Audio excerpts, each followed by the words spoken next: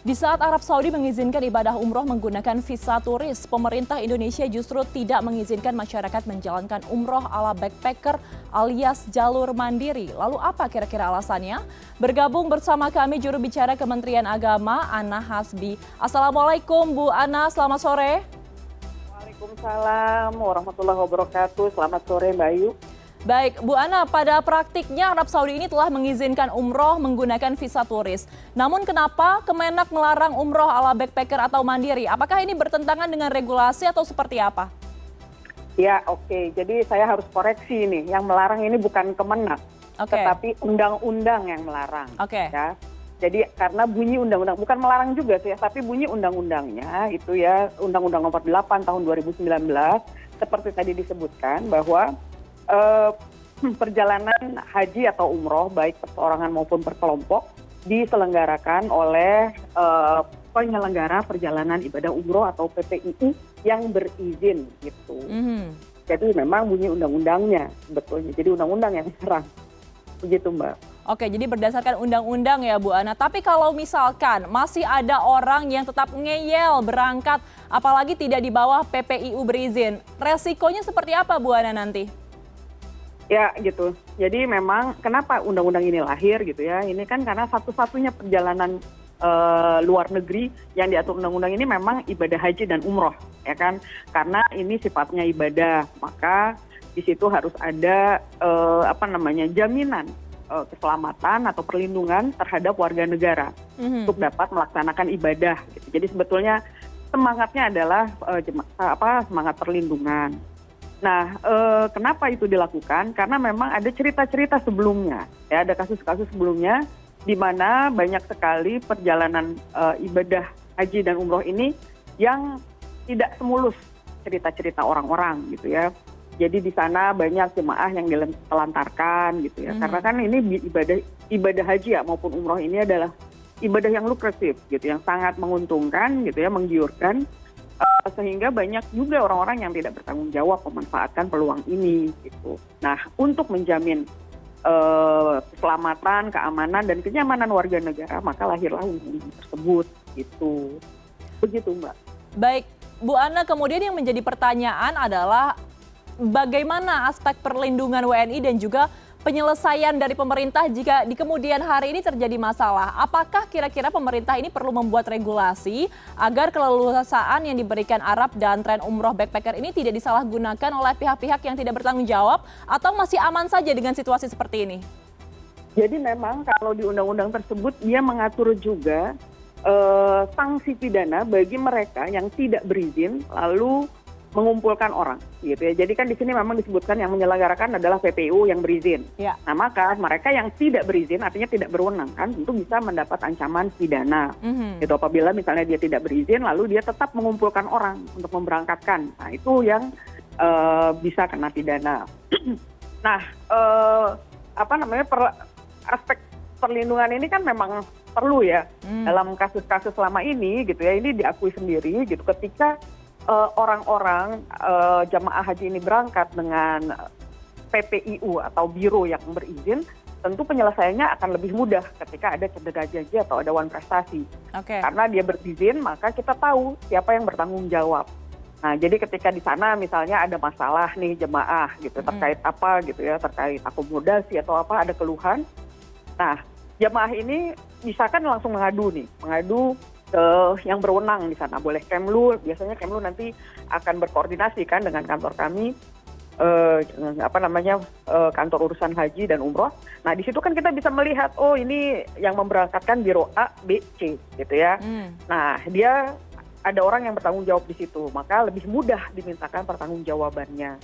Nah kalau yang tidak berizin, tidak punya, ya kan kami tidak punya catatan, sehingga ketika terjadi cedera janji di sana, ini yang dirugikan jemaahnya yang berangkat, warganya yang berangkat. Gitu, sehingga dia tidak bisa meminta pertanggungjawaban.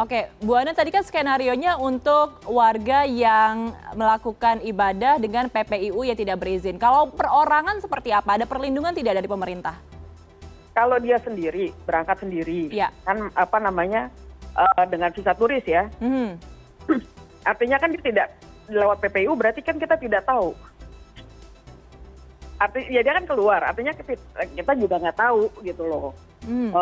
Gimana kalau ini ibaratnya kalau ada di rumah nih, ada orang mau keluar, ada yang minta izin pamit gitu ya. Nah kalau sama yang pamit kita bisa tahu, oh si A ini lagi pergi kemana. Jadi ketika dia nggak pulang malam-malam kita bisa cari. Nah sekarang ada yang keluar tanpa pamit gitu ya, udah berangkat sendiri. Terus gimana kita bisa, kan kita nggak tahu dia pergi atau enggak gitu. Nah itu agak sulit juga menjawab pertanyaannya. Jadi kalau misalnya artinya tidak ada jaminan dari pemerintah ya untuk warga negara Indonesia yang datang ke Mekah atau ke Arab Saudi untuk melaksanakan ibadah. Tidak ada jaminan ya, Bu Ana ya? Kami akan kesulitan. Dengan visa turis ini karena tidak ada. Karena kami tidak tahu kan, bukannya tidak ada jaminan. Ketika mereka ada bermasalah, tentu akhirnya yang akan dihubungi juga pihak kami. Gitu ya, kayak lupa pasti pemerintah akan dihubungin kan ketika ada kayak tahun lalu misalnya ada jemaah yang terlunta-lunta di airport di Bandara Jeddah gitu ya, ada 13 waktu itu. Nah, mereka akan menghubungi kantor urusan haji. Tapi kan menghubunginya artinya setelah terlambat, setelah ada kejadian. Ya kan, baru ada pengaduan. Nah, jadi yang namanya perlindungan kan harusnya ada ketika di awal. Kayak misalnya gini, perlindungan itu kayak asuransi kan. Ya, asuransi itu kita bayar sebelum kita sakit.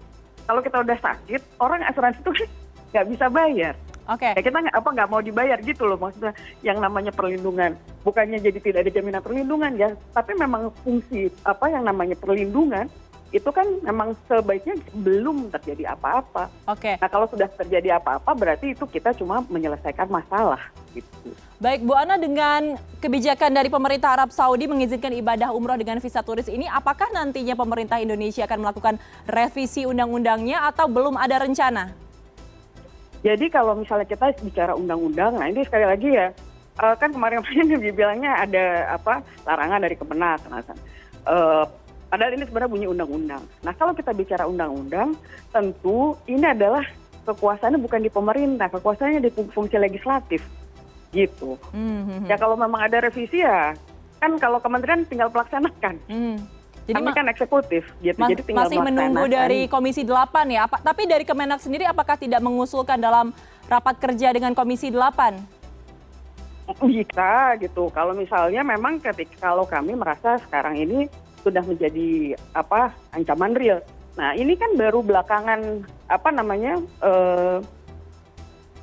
pembukaan visa turis ini baru diadakan ini kan baru akhir-akhir tahun.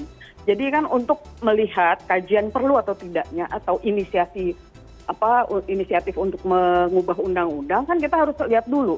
Ketika kita mengajukan misalnya ini kan kita harus memaparkan bukti-bukti. Beda kalau memang yang ingin mengubah itu dari DPR karena kan memang fungsi mereka, fungsi legislatif. Itu kalau kami misalnya mau mengubah kan kami harus memberikan dasar-dasar hukum.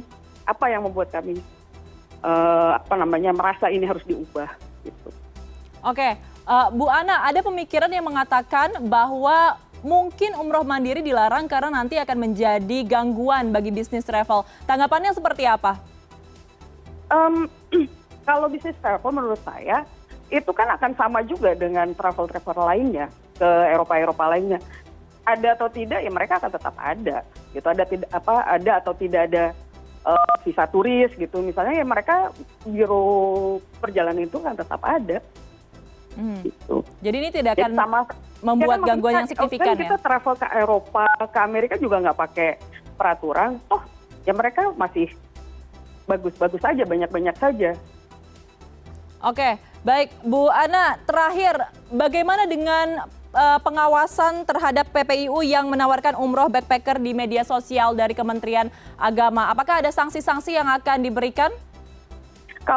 Jadi gini, kalau bunyi Undang-Undang nomor 8 itu kan gitu disebutkan, perjalanan ibadah haji dan umroh baik perseorangan maupun kelompok dilakukan oleh PPIU berizin. Artinya bukannya backpackernya yang dilarang, tapi kalau dia PPIU-nya berizin ya boleh-boleh saja. Karena kan kalau dia berizin artinya kita tahu siapa. Lalu berarti dia ketika memberangkatkan orang kan pasti dia mengisi sisko patuh itu. Kita tahu ini dia memberangkatkan orang ada tiket pergi dan pulang gitu. Ya nggak apa-apa kalau dia berizin. Jadi selama PPIU-nya berizin ini tidak akan ada masalah ya untuk di sosial media bagi yang melaksanakan umroh backpacker. Terima kasih atas informasinya, telah bergabung bersama kami juru bicara Kementerian Agama Bu Ana Hasbi. Selamat sore, Assalamualaikum.